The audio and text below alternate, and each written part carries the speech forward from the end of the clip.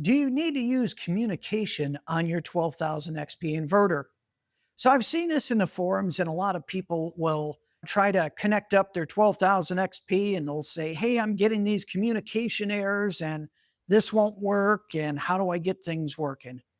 To be honest, I don't use communication on any of my devices, none of my inverters, all my 12,000 XPs, and I have 5 of them. I don't use communications whatsoever, even though some of my batteries can communicate with my 12,000 XP. So you can do communication, or you can go without and set it up in lead acid mode. Now, I know what you're saying. I have lithium iron phosphate batteries. They're not lead acid. Understand that. Put it in lead acid mode, which basically is, i.e., no communications.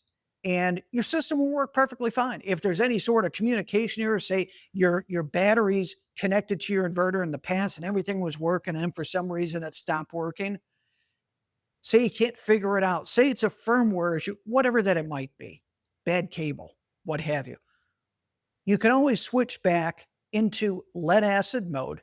And it's very, very simple. You go into your settings, you'll see your battery settings to where there's a drop down. You can pick all your different battery brands under the lithium iron phosphate section, or lead acid is listed.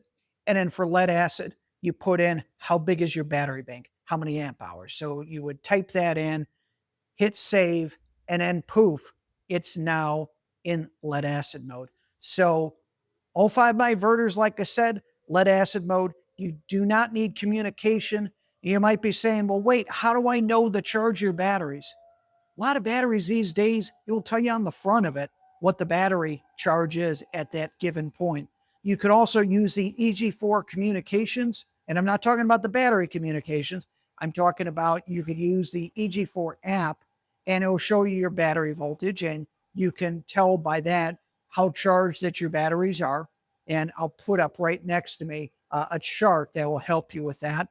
You can use Solar Assistant, and you can see your voltage there and see the charge of your batteries. Or you can use, say, Home Assistant, and I'm going to be doing a cool project with this to where essentially you have a Shelly Uni device read the voltage of your batteries, and then from there you could say have a light that changes color from green to red based on your charge voltage. A lot of cool ways to do it. So you don't need communication, battery communications on your batteries for your 12,000 XP to work. So just wanted to kind of clear the air, make sure everybody understood communications is not mandatory. You can go without, everything will work fine. And to be honest, I prefer it better. I don't use communications on anything. I probably never will. I see, to me, no value of hooking it up. But to each their own.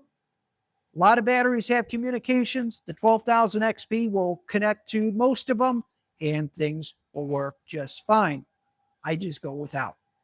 So that's pretty much it.